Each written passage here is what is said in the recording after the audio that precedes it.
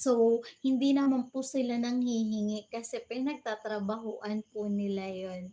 So, si Boss YouTube po yung ating boss, ayun. So, siya po nagpapasahod kaya ayun, gawin natin yung part. So, kabilang na siya sa priority, ayun, kabilang na siya sa priority yung laging pagla-live araw-araw. So, 'pag ako na-monetize, mababawasan na po yung haba ng aking, live presentation. So, kung ngayon, pinapaabot ko siya ng 12 hours.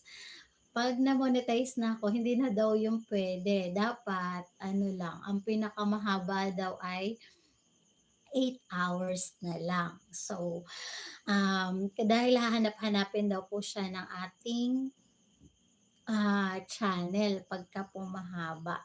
So, ayun, puwede ko na rin siyang putol-putulin. Kasi sa sabi ni Ma'am Sky, Miss Sky, mas okay yung chop-chopin yung live. So, pagka na-monetize ako, gagawin ko yun. Mahilig ako sa ano, sa mga bagong kaalaman, ayun. Kaya gumagala-gala din po ako para may matutunan din. So, hindi naman po lahat ng mga sinasabi ng mga kapwa natin YouTuber ay gagana din po sa channel natin, gano'n. Pero as long as nagpapayo po sila, pakinggan din po natin, ayun. Kasi yung pagpapayo po nila ay sign of love, ayan.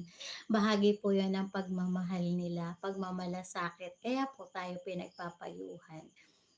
So, ayun, nasa atin po 'yun kung isasabuhay po natin yung mga sinabi po nila or hindi. Kasi at the end of the day, tayo pa rin yung mamimili, choice pa rin natin kung ano ang gusto natin, ayun.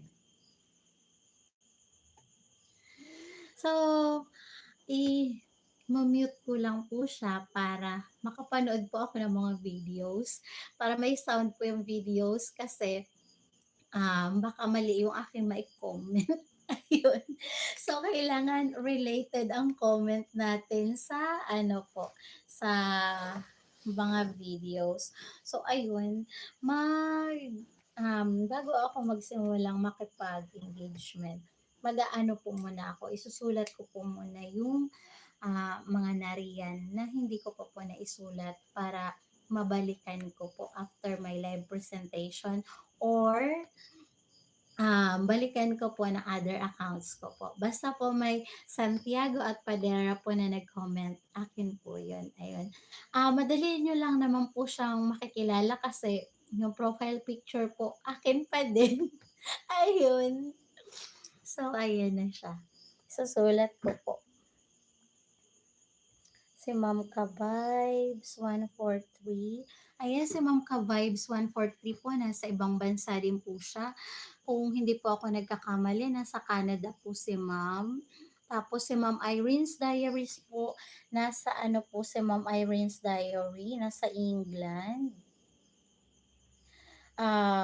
Kanya po ang other account, kanyang ninja po ang It's a Beautiful Life. Ayan.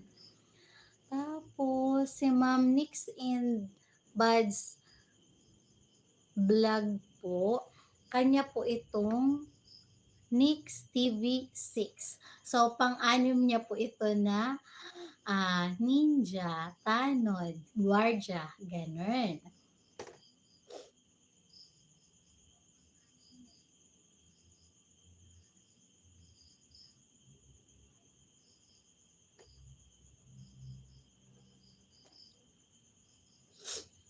Mhm.